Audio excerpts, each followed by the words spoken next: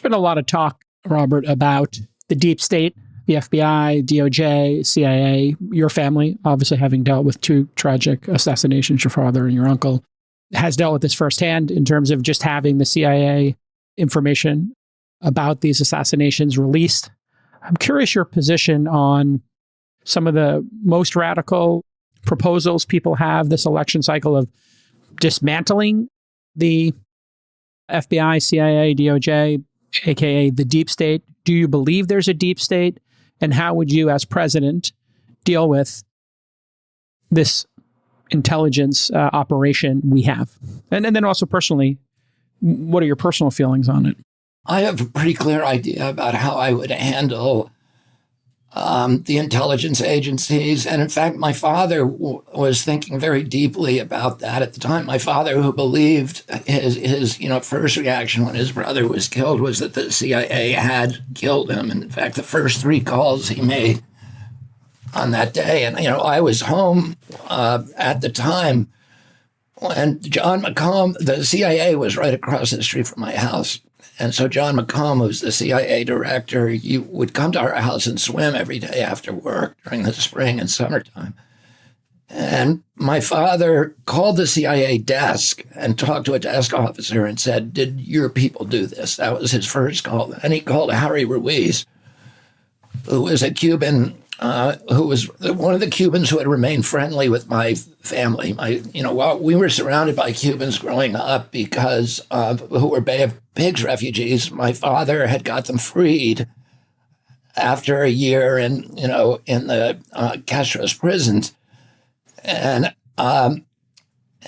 my father and mother spent a lot of time finding houses for them, schools, integrating them to the U.S. military, finding jobs. And so we were all raised very, very closely with the Cuban community. But gradually, they turned away from my family. But this one Cuban who had been an engineer, had fought with Castro and then turned against him when he became communist, was very close friends with my father. The second call that he made was to Harry Ruiz, and he said, did our people, meaning the CIA people, do this? And that was, and so my father was thinking very, very, very carefully about how to handle the CIA. He had been essentially managing the CIA since he came into office.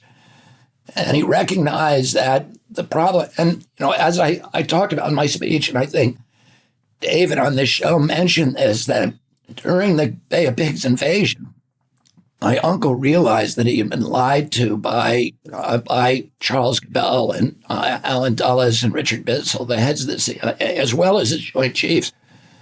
And he came out in the middle of the invasion when it turned against them, and he realized these men were being killed on the beach, and he said, "I want to take the CIA and shatter it into 1,000 pieces and scatter it to the wind." So he recognized that the function of the intelligence agencies had devolved, and that they had become captive of the military-industrial complex and the military contractors, and their function was essentially to provide our nation with a constant pipeline of new wars to feed the military-industrial complex and the growth of the surveillance state. And my father, when he ran for president, Pete Hamill, who was one of his favorite newsmen, asked him on the bus 2 weeks before he died, asked him what he was going to do about the CIA. And he said, what we need to do is we need to remove the espionage branch from the plans division. The plans division of the CIA is essentially the dirty tricks provision. That's the division, the action division. They do the assassinations, they fix elections, they do paramilitary operations, black ops, torture, black sites, all of that stuff.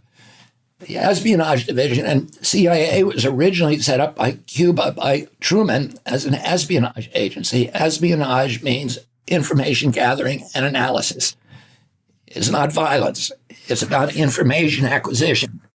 And unfortunately, the clandestine action division was wagging the espionage dog.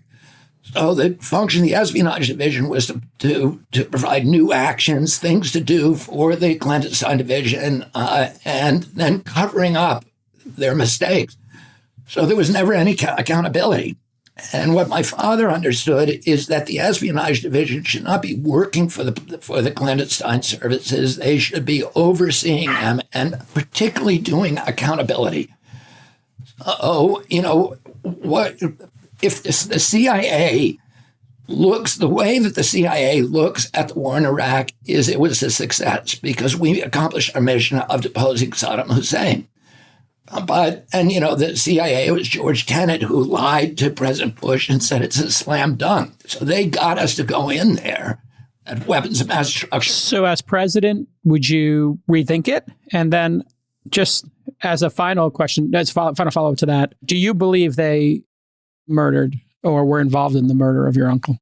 What have you come to personally? The CIA, yes, they were definitely involved in the murder and the 60-year cover-up. They're still not releasing the papers that legally they have to release.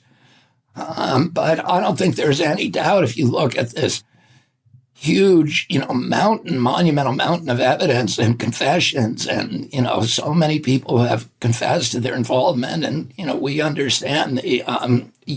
If you look, for anybody who has doubts about that, I would recommend a book by Jim Douglas called The Unspeakable, because I think he's done a better job than anybody else at kind of assembling and distilling all of the millions and millions of documents that have been released over the past 50 years.